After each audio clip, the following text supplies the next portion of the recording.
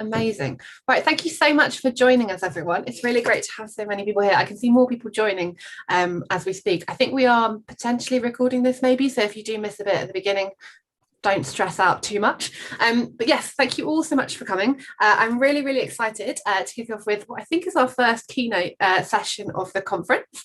And we are joined by Alison Phillips. Alison is the editor of the Daily Mirror since I think 2018. She's also chair of Women in Journalism, which is the networking, campaigning and training organisation for women who are working in the industry. So I'm particularly excited to ask you a couple of questions about that. And I believe you did also start your journalism career at the Leeds Student, now the Griffin. Am I right? I did. Yeah, it's now changed its name, hasn't it, to the Griffin? Yes. So I was there in about 1991, I think. So yeah, it was really great fun. I loved every minute of it. Well, it was very, very difficult. It was very difficult, but I still loved it. It was great fun. Amazing. And we're going to try and keep this session as practical as possible. If anyone has any questions, I've got loads written down, but I'd rather you guys ask them than me. So if you've got anything you want to ask, please do just pop it in the chat, or you can raise your hand and we'll come to you as soon as we can. I guess to start off, seeing as we've talked about, you started off in student media, and we're filled with people who are also involved with student media. I guess I just wonder, was that where your interest in journalism started, or was it a bit earlier? Did you always know you wanted to be a journalist, and how did you go about it?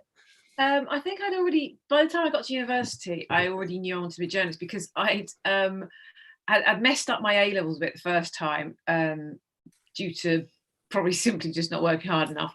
And so then I had to retake, and then you could retake your A-levels in the November. So I took them in the November, and obviously I needed to get a job from them until when I could go to university the following autumn. And so I got a job on a weekly newspaper in Harlow, near where I lived. And because even by then I'd sort of known that I wanted to be a journalist. So I'd done that job from the November through to the following September, then went off to university. And so as soon as I got to university, because I just kind of wanted to continue reporting, because I really enjoyed it. And it felt like a very sort of simple continuity, really, from being a weekly newspaper reporter, because it's just finding those stories that you do in student journalism. And it was, I mean, the Leeds Student, as it was then, I mean, it was a fantastic operation, and we had some people that have gone on to do all sorts of things. Damien Whitworth was the editor the year before me, who went to the Times, and Robin Perry, who went to the Sun, was the editor before him, and Richard Fletcher, who's now at the Times, was the year after me. So we had there was lots of people who were involved and really passionate and really into it. And I guess for anyone here who is currently still at their paper doing stuff, is there any kind of thing that you'd advise them? You're on the other end of the foot now, you don't need to get a job, you're the one giving the jobs. Is there anything you particularly advise someone at a student paper that they should be doing, or something that you'd say to make the most of that time? I think the mere fact that you're sort of doing student journalism really, really stands you in good stead to start with. So I think the fact that you're even on this call means you've got a massive step ahead of so many other people who kind of maybe when they're like in their mid-20s, early 30s, sort of think, oh, I know, I fancy a bit of journalism. So the mere fact that you're really out there and you're doing it is great, because it means you're kind of getting an idea as to whether you enjoy it and whether it's for you, and B, it means that you've got something to talk about when you do actually go for a first job after studying, because I think sometimes people have got a slightly I'm not sure, a sort of a view of what journalism is, which is sort of quite detached from the real world. And I think student journalism gives you a pretty good idea about the nuts and bolts of it, which is that, it's about ringing people up, talking to them, making contacts, getting stories, and being able to tell those stories in an interesting and accessible way. And that it's about, the thing I think we always have to remember about journalism, it's not about you, the journalist, or it shouldn't be about you, the journalist. It should be about the person that you're writing about. If you're doing your journalism honestly, it's about telling other people's stories. It's not banging on about yourself. And I think student journalism gives you a great opportunity to do that. And I think some of the people that hit journalism a bit later on, that maybe they don't get that. And if you're going to be a successful journalist, you need to get that quite early.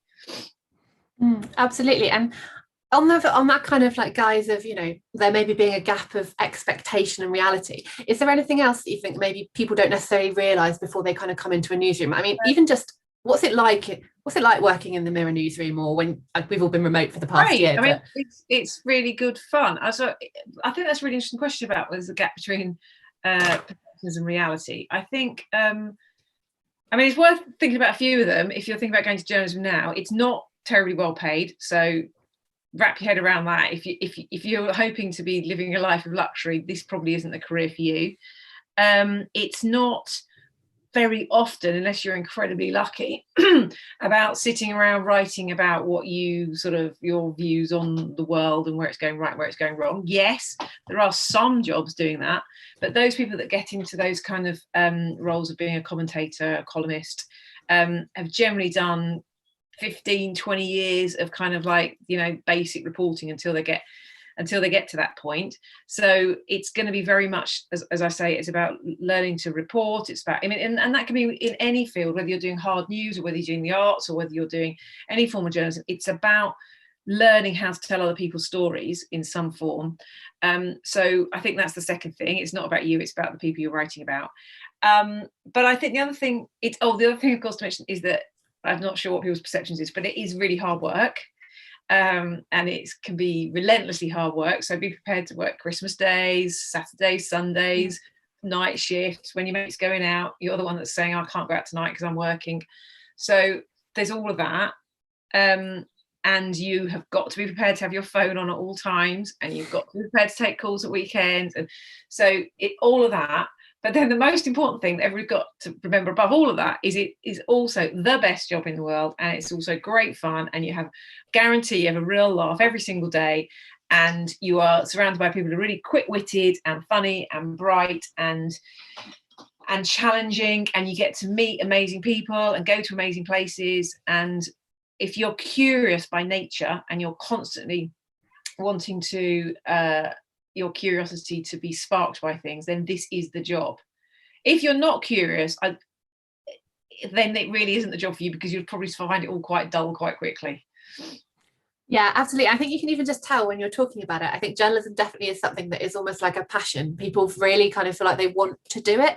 And so, I mean, we talk about the late nights, we talk about, you know, all of those other things, but it still is very enjoyable, and the reason is that you just want to do it. And I guess that's something that you're kind of looking out for when you're hiring people. And I would imagine that student journalism is still pretty difficult now, because I'm guessing you don't have mammoth budgets and massive staff and all that. I can remember when I was editing Lead Student, it was unbelievably hard. I mean, so we would stay up, we'd be there till, I don't know, 2-3 o'clock in the morning on deadline day, quite often the day before, and then I'd be up at 6. So I used to have to go and fetch it from the printers and then drive around delivering it.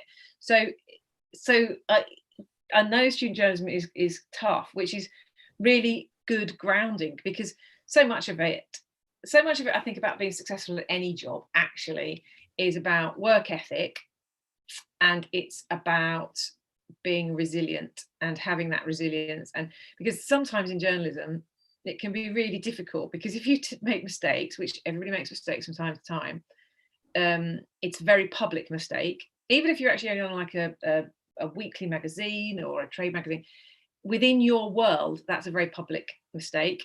And you have to be able to pick yourself up. Also now, obviously, and I'm sure many people in this call will be aware, you know, there's issues around online abuse. And so you can come under all sorts of stick just for doing your job.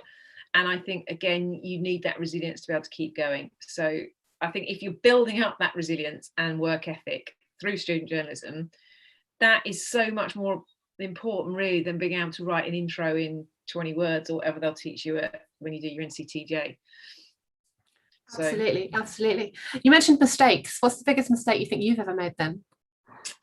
I'm trying to think. I definitely tweeted once a bit too early on the Eurovision final. Where, do you remember a couple of years ago where someone threw something at our contestant on the stage, and they said that she'd been offered the chance to perform again because I was there, but I phrased it wrongly and it sounded like she was going to perform again, and I was like, oh no. But tell me about yours. I'm trying to think. I mean, there's been front pages that I've done that have not been right, and also just stories where something happens and then you know somebody's there's like I don't know, there's been things where, you know, we've run stories that in hindsight we shouldn't have run, and then you think you just have to pick yourself back up. Or there's times that we've, you know, I remember there was a story when I was on the Sunday Mirror that we did about a Tory MP who'd been sending inappropriate pictures of himself to young women, which interestingly, I mean, was before the whole Me Too movement. And if it happened after the Me Too movement, it would have been so much more of a scandal. But at the time, the way it was pitched, it was somehow tabloid entrapment. But anyway, that it was like being in the centre of a whirlpool where everyone was lobbing things at us, and you know, people say, oh, you know, she'll have to resign, it's a terrible thing to do. And as it all transpired, we were absolutely in the right. But at that point where you just think the world is descending on you in a very public way, it's quite tough. And so but I think but then I also can remember when I was on my first weekly paper in Harlow, there'd been some story about a bus company, I think it was, and they'd asked for a particular picture not to be used. And I was so young and naive and not innocent, I was the wrong word, scared, probably a better word. I didn't want to say to my editor, oh, there's this picture that they really, really don't want to use. And so I didn't tell him. And then the picture appeared, and then it all went into this massive big row. And again, that was a horrendous mistake as well. And that, so I think in a way, it's whatever world you're working in, if it's that public, it's equally awful. And I think the learning from that is, and this is, if you ever feel something's not right, say so at the first opportunity.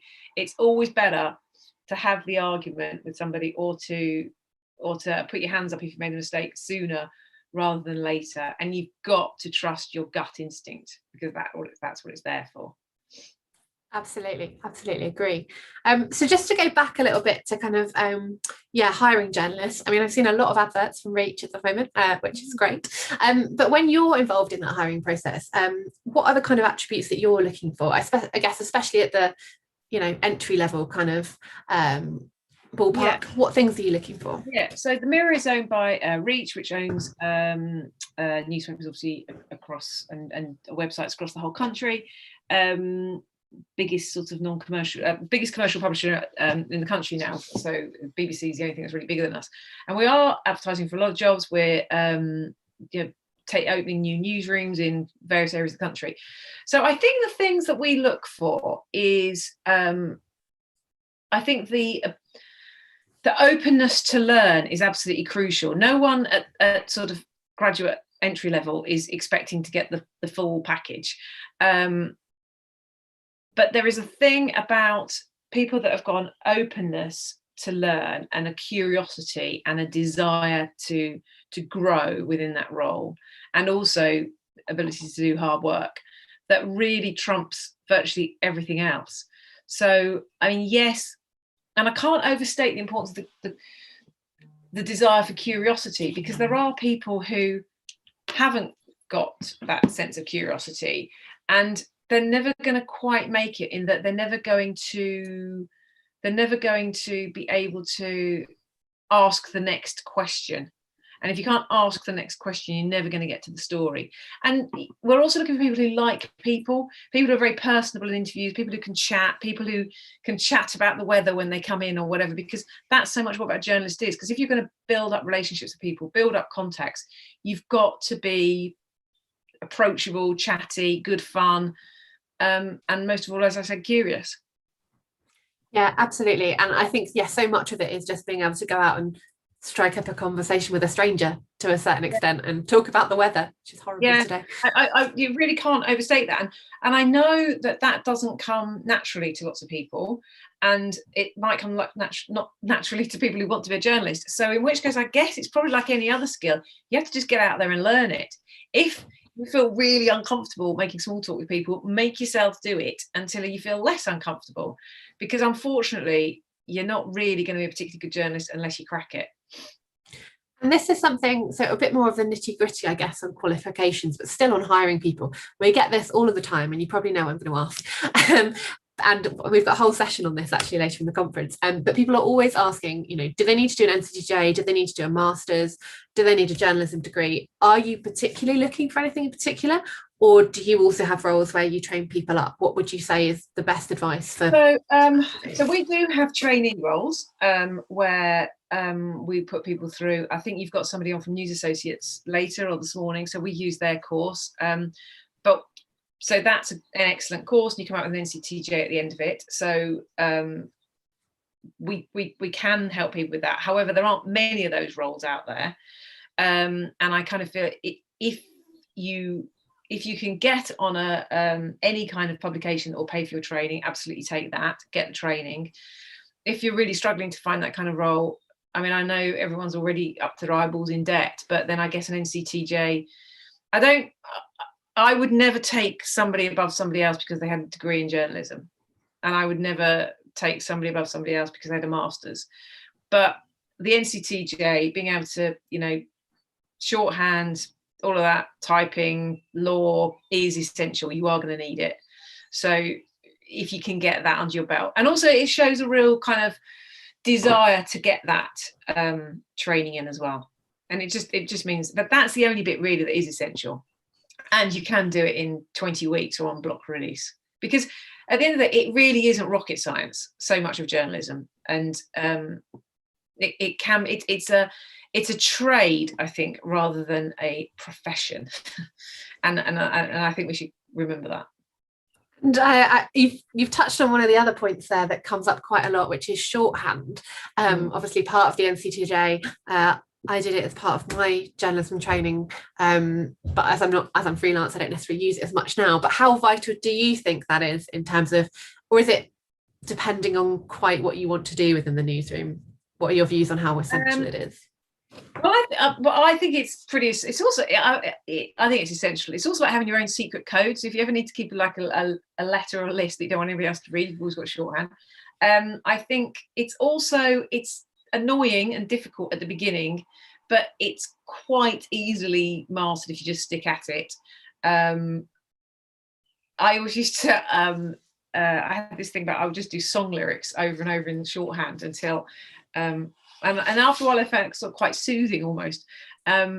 So I can't think of many roles. I mean, even if you wanted to go into data journalism or video journalism, I still think there is and obviously everything can be taped now, of course, but there is something about speed, and speed is as important, probably more important than it's ever been in journalism, that really shorthand gives you a head start on.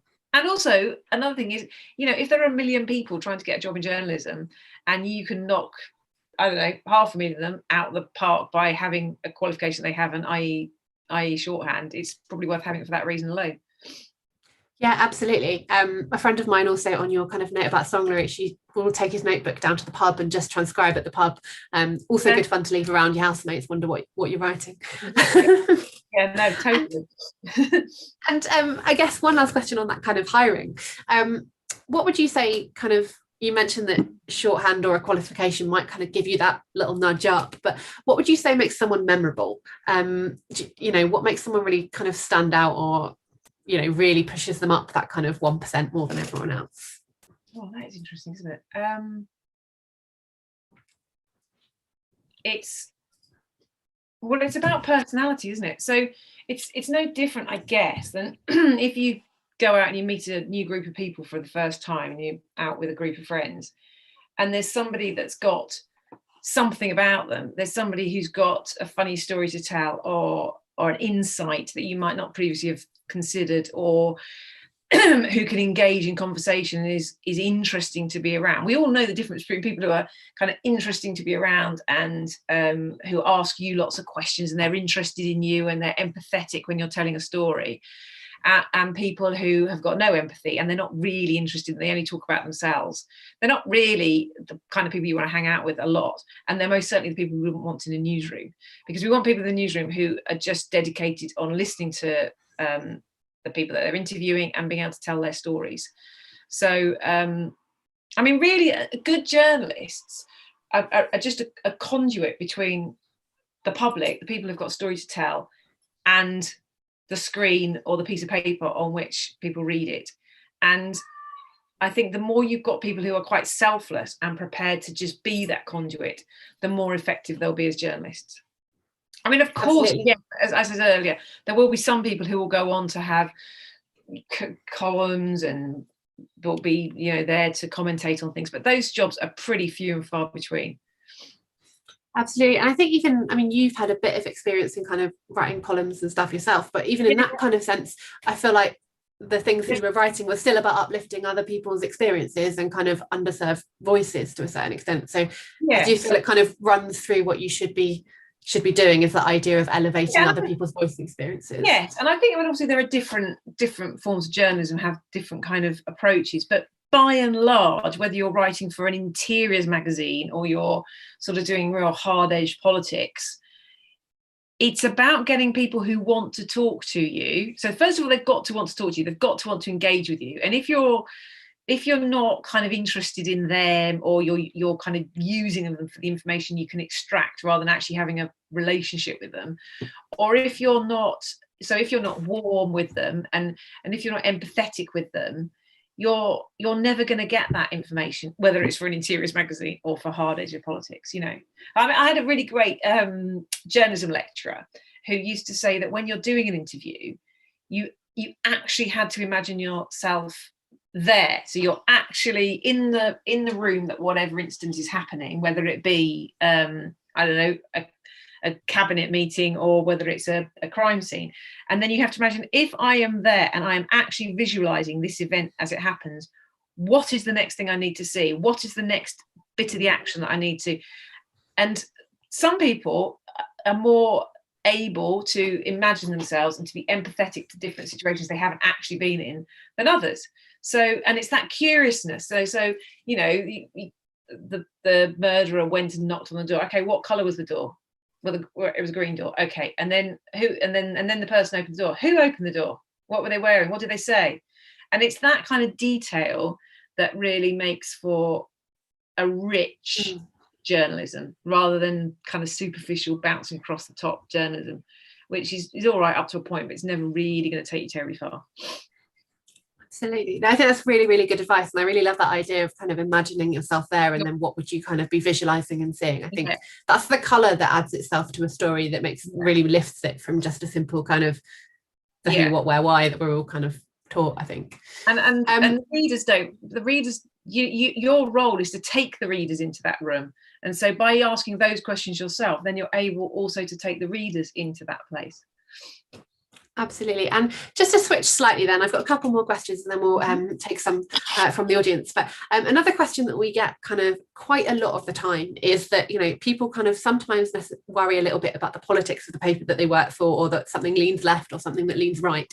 But I mean, from my experience, I see that people tend to perhaps move around a lot more than you would think, you know, moving around from places like the Mail to the Guardian and vice versa. But I just wanted to throw it to you as to what you would advise people to do in that kind of situation, because Reach in itself owns, you know, doesn't just own the Daily Mirror, it's also got the Express. So I wondered if you wanted to kind of give advice to anyone who was grappling with that question.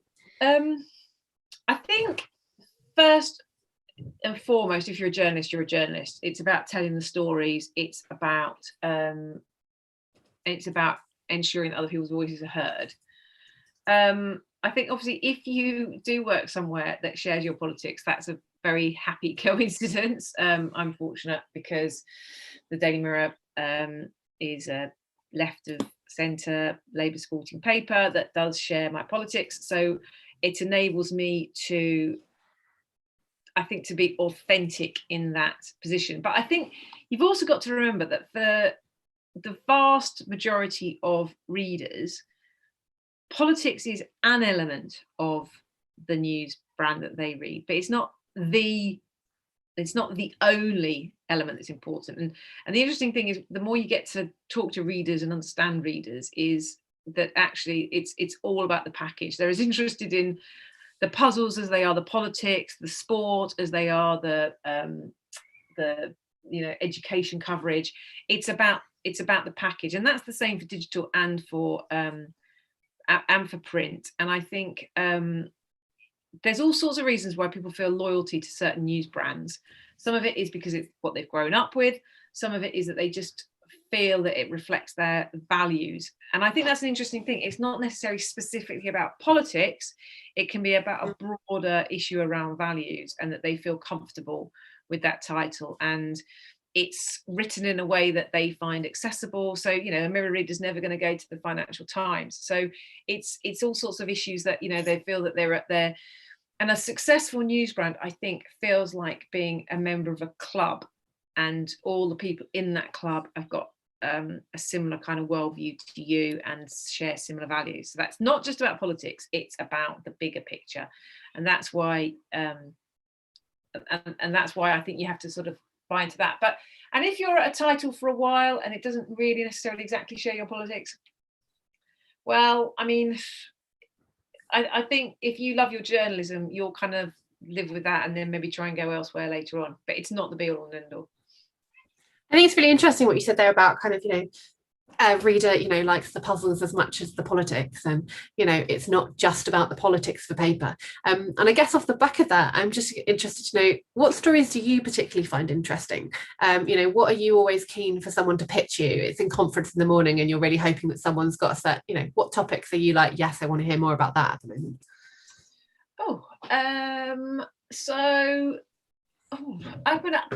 I like I think stories about people, isn't it? I mean, stories, if I get a story and it's got loads and loads of like numbers in it and a report. So my worst kind of story is a report revealed yesterday said 90% of people think blah, and then one expert said blah, another expert said blah, Boris Johnson said blah, Keir Starmer said blah.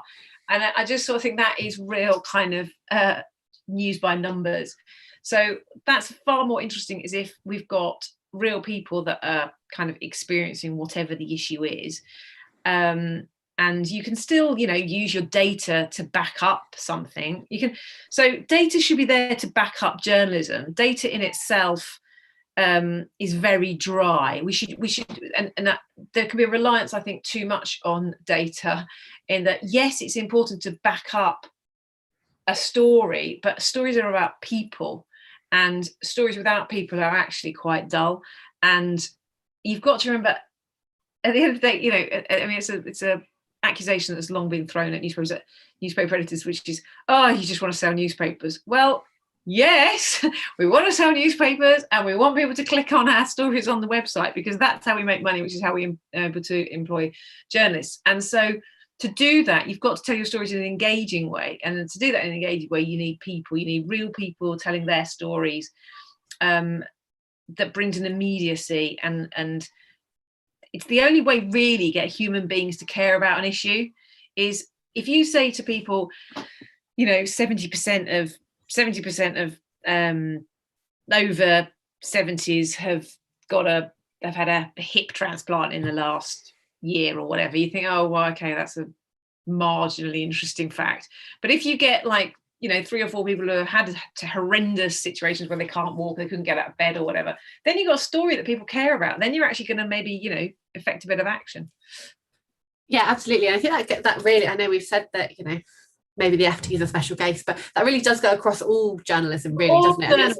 All journalism, yeah, completely. And that's why you need the photos as well. I always end up having to tell people this, and it's well, people just relate to people, right? So if you're doing that kind of story, you're also going to want the pictures for the package. You always need the right pictures, and I think that's crucial that people think about that as well. It's when you're writing something, you've got to think, okay, what is this going to look like in its final form? What is this going to look like? What would make me want to read it? And I think that's probably another point we haven't touched on really, is the really, to be successful, you need absolute scrupulous honesty.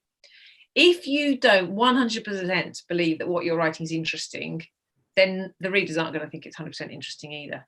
And I think there can also be some kind of like journalistic kind of sort of egos, that people sometimes do things because they feel they ought to do it, or because a PR tells them they ought to do it, or a contact says you really ought to be doing this, and this is really important, and yeah, it probably is important. But if it's important and you think people ought to read it, make sure you write it in a way that they're going to find sufficiently interesting. You can't tell people to read things. You have to make them want to read them.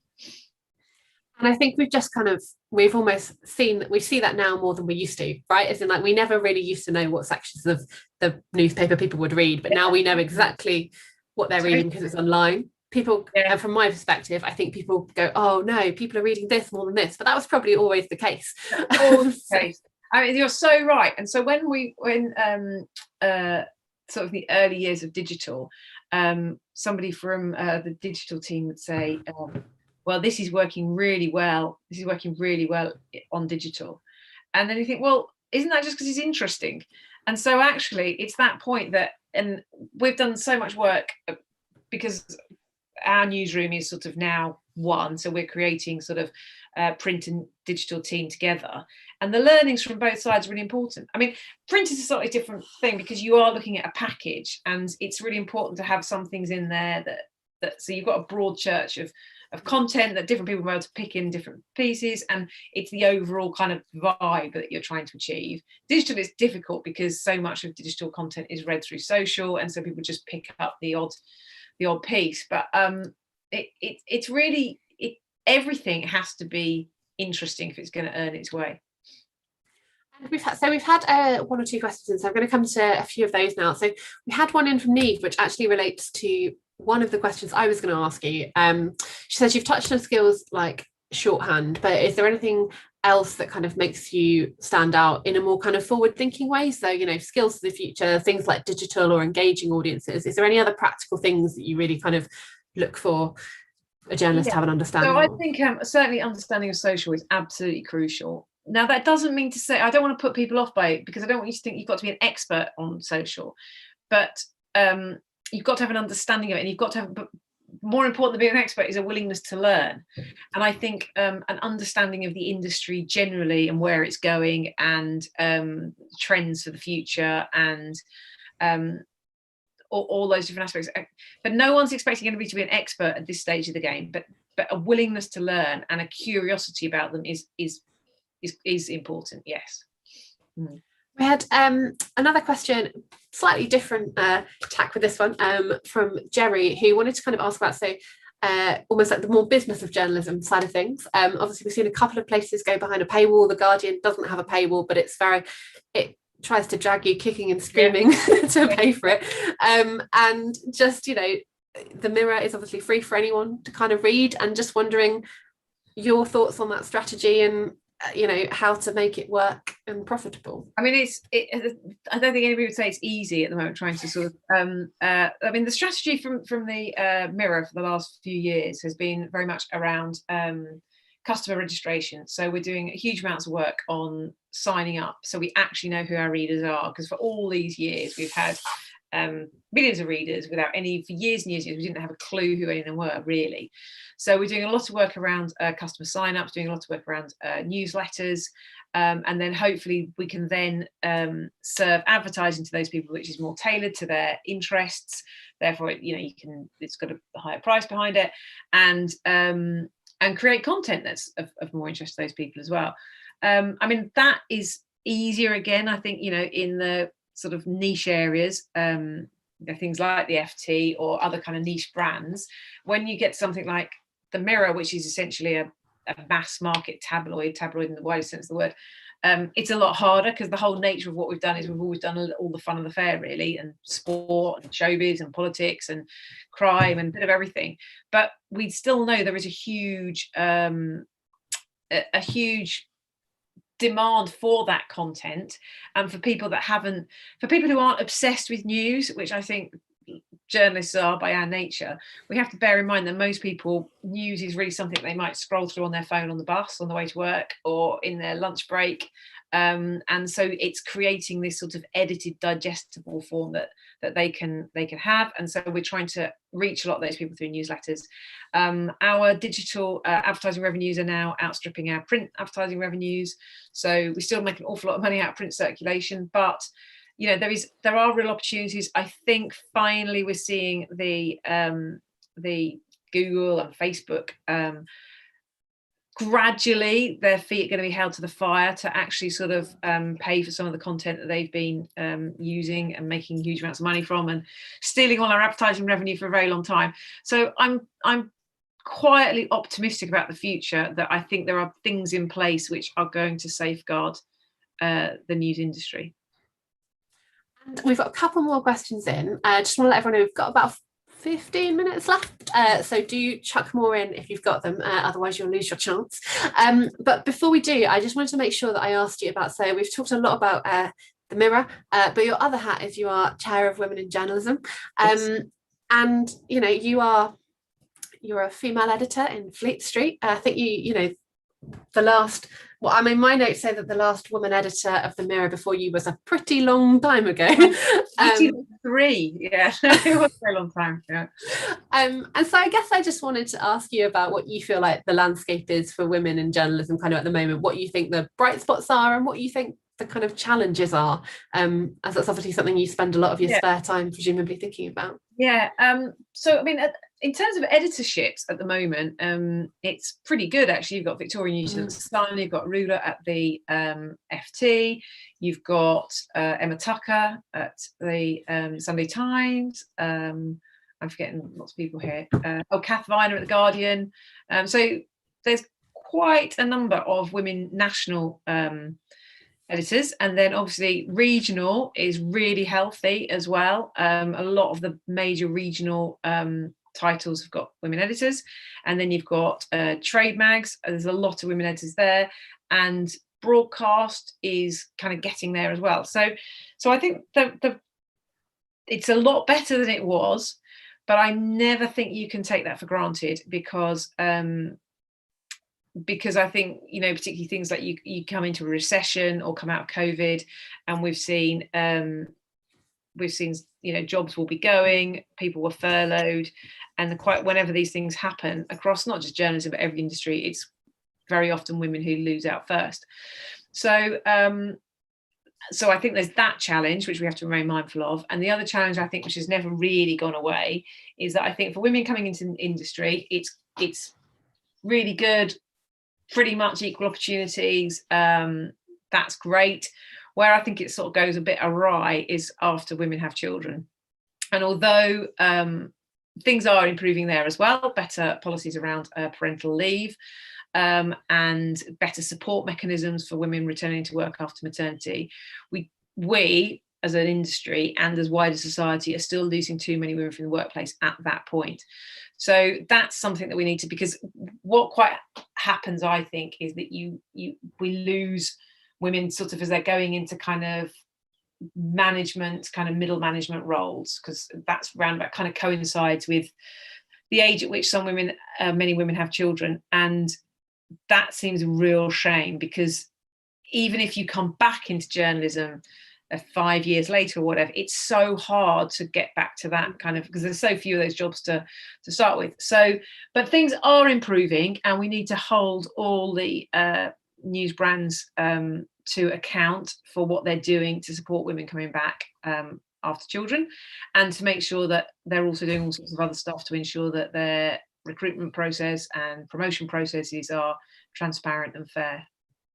And I know this sounds like an obvious question, but why is it important that we've obviously got women in the newsroom? You know, from my perspective, I don't think it's not just an equality thing, but it's also about your coverage, right? And the stories that you're... Basically, I always say this, or certainly when I used to have a lot of arguments with blokes about this, I feel like I'm having fewer arguments with blokes about this now, because I think the message is starting to get through. But I mean, initially, it's a commercial. This was always my line to them.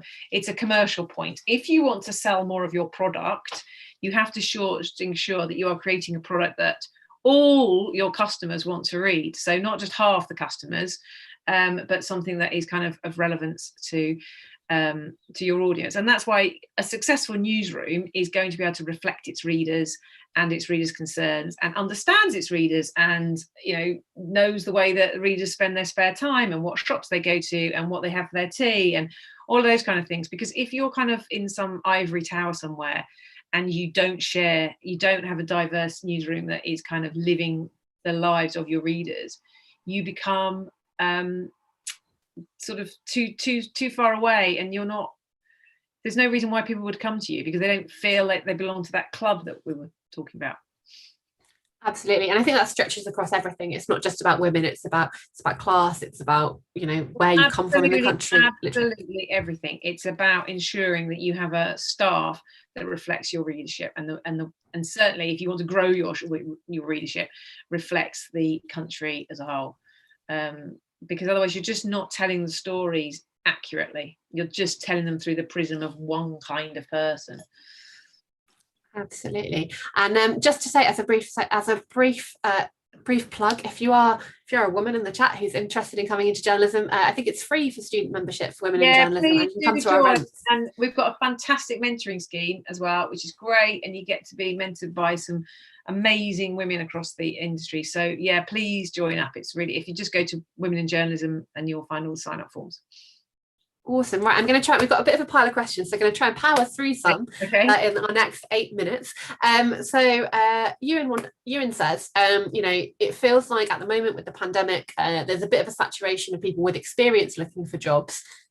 And just if you had any kind of additional tips on that kind of conundrum of less experience because of the pandemic, and you haven't been able to get into a newsroom, but also more people.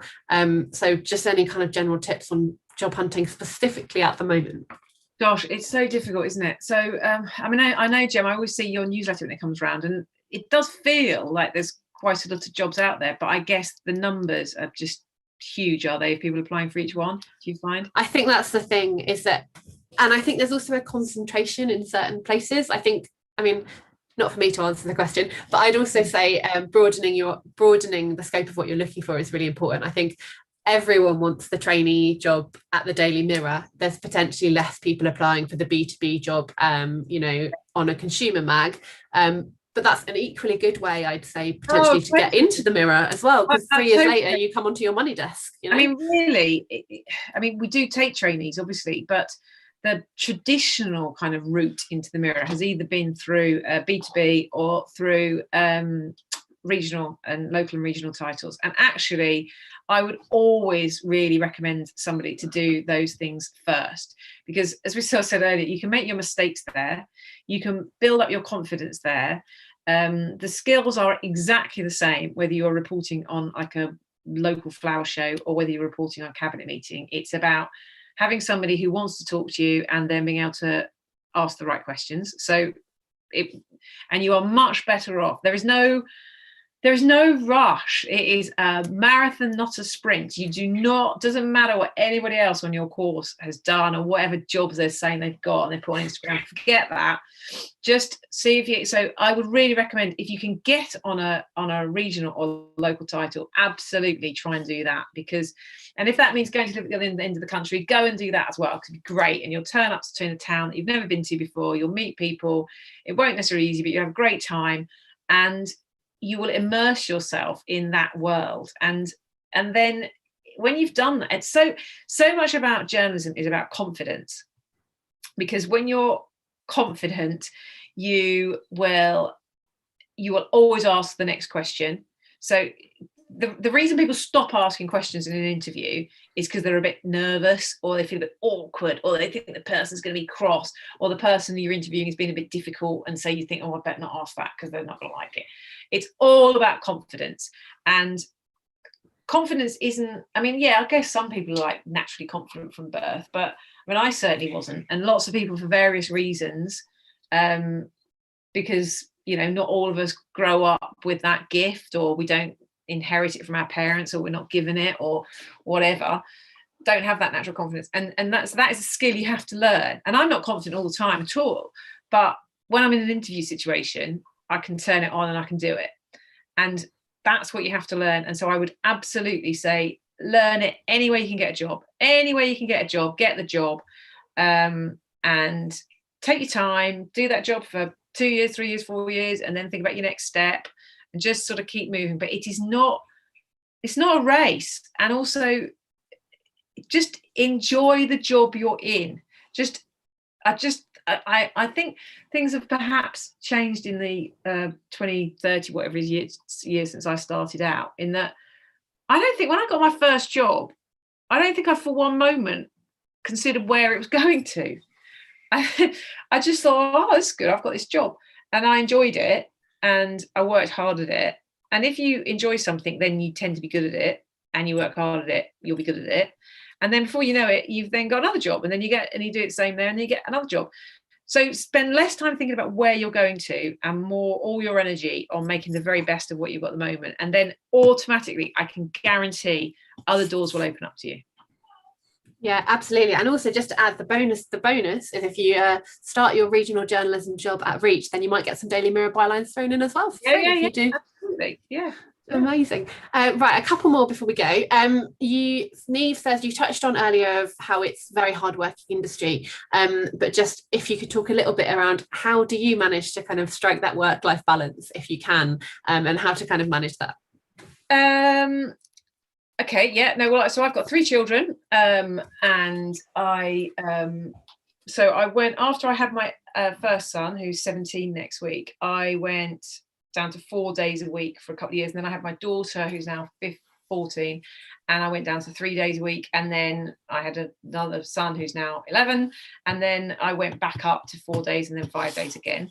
So that's that. I would really always recommend, as I think many other people do, if whoever you choose as your life partner, make sure it is a partner, not just someone who's there for the ride, because you will only ever succeed because it really is, you need somebody who's willing to kind of do the work alongside you, and who's prepared for, well, certainly if you've got children, they've got to be completely co-parenting, otherwise it'd be impossible to sort of combine it all, or you'll give yourself a nerve breakdown. And also, even before that point, you need somebody who understands that you might have to work on Christmas Day, or you might go out for dinner and then, oh, actually something's just happened, and you know, you've got to go back to the office, or you've got to sit and write something and it's got to be done in the next 20 minutes. So you need to find, and I know that sounds a bit but it's so crucial, because the number of people that I have come across who have been really talented, and they've jacked it all in because they just weren't getting the support that they needed at home. And I know that's kind of hard to know whether somebody's going to be a decent sort of partner when you first start out with them, but try and somehow give them a test. And then I think the other thing is about working hard, and that's working hard like by being there for your partner, by being there for your kids, by being there for your work. I mean, yes, probably you have to not as much time for yourself as you might ideally wish, but if you've got a job that is your passion and you love, it's not really like going to work. It's kind of like just having a hobby that they pay you to do. So, you know, that is the great, if you can get to that situation, it's good. And yeah, just try to enjoy it, because then it doesn't feel like work. Yeah, absolutely. And also, I think what I find really useful as well is, well, 2 groups of friends. One that's a group of friends that's your journalism friends to kind of understand. And I think that's the similar kind of thing as having a partner who gets it. You've got people that you can kind of, you know, rant off to if you've had a really stressful day, and they understand what you're talking about when you're like, my editor changed that line. But also some non-journalism friends as well, so that you can kind of ground yourself a bit. I think it's really important. You definitely need that. And I think you do. Awesome. And also, that's what I was going to say, don't waste time doing things you don't really want to do. Don't waste time. When I sort of think about things like, I used to sort of do things like go to the gym, which I always hated, and it was never really going to do me any good because it wasn't really me. And also, you know, those people that they say, oh, I must see you for lunch on Sunday, and you go, yeah, that'd be great, and actually you didn't really ever want to do it anyway. So don't waste time, and then focus all the time you do have on the things that are healthy for you and for the people that you love most. Yeah, absolutely. I mean, I've given up on the gym too, so agree strongly. Right, I'm going to take one more. I know we're basically at time, but I want to take this one last question that's come in, because I think it's really interesting.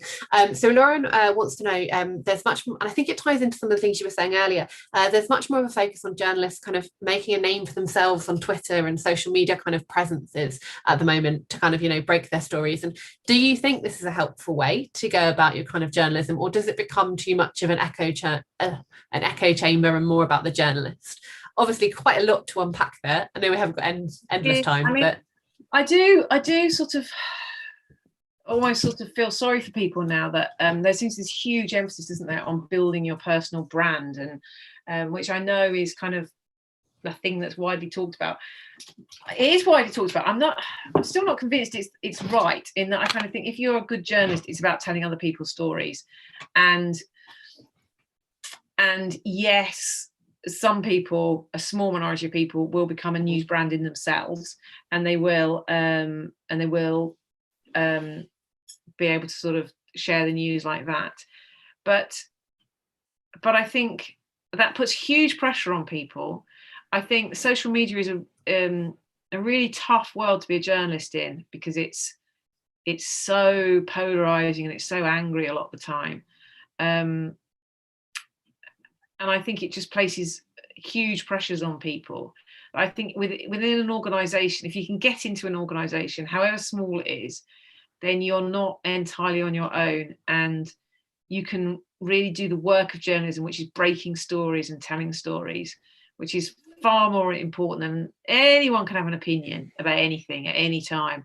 Not everyone can break stories, and journalism is about breaking stories. I think the positive spin on that as well is that gives you some of your work-life balance back if you're not tied to Twitter all the time. Basically, yeah, stick it in the bin. Yeah.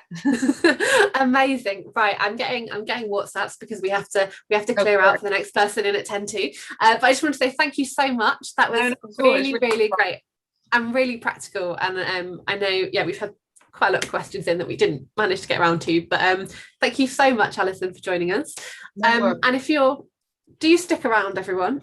We have coming up next in this room, we have Bloomberg with Lizzie Burden, Joe Mays and Medusa Kabash, who are talking about covering government and the economy, even more kind of pertinent now. I'm running some one-to-one sessions, so if you've got those books, you should have the links to that already. And then over in the final room 3, we've got personal essays and trauma reporting with Punter of Lacuna Voices and Izzy Johnny Friend. So do stick around, and thank you all so much for coming, and especially thanks to you, Alison. Thank you. Great, it's good. Okay, see you all soon. Bye.